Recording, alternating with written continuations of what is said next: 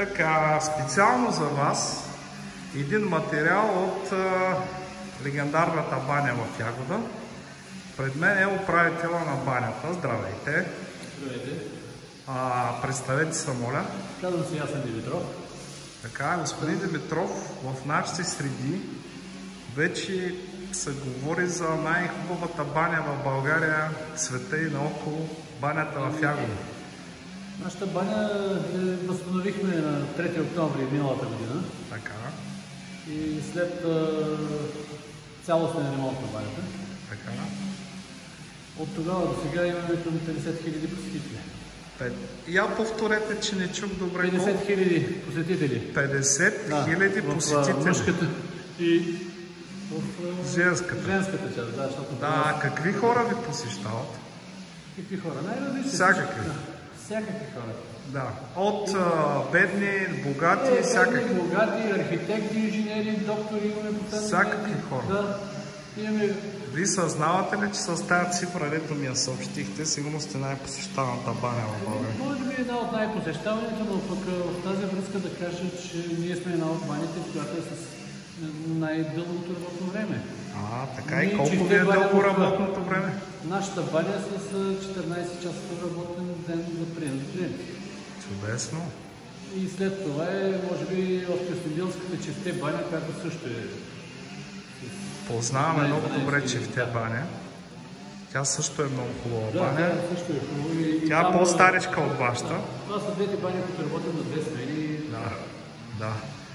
Ами добре, нещо друго интересно да кажете, което така да ни втрещи с някаква такава пак цифра сериозна.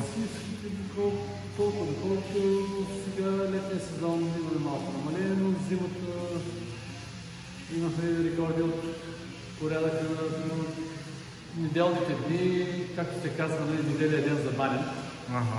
И имахме такива, примерно, неделя 414 души. 14 човека. И как успявате да се справите с толкова много хора? Много трудно понякога свършат гардеробките и трябва да изчакат.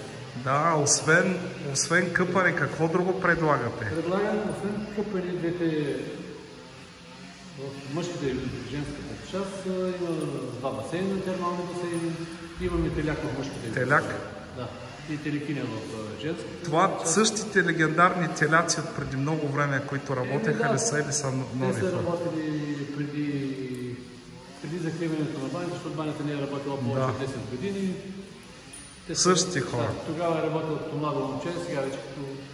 Да, аз ги помня между другото. Имаме и семейни бани. Семейни бани? Колко семейни бани? Семейни бани, те са 4 на брой, 2 в мъжката и в дамската, и в женската част.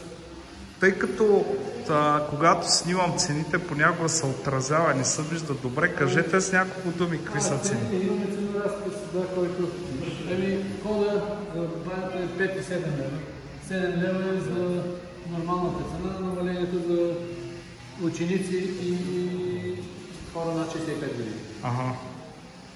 За членове на Българска асоциация по термално наследство, какви са цените там? Има ли промоция за тях?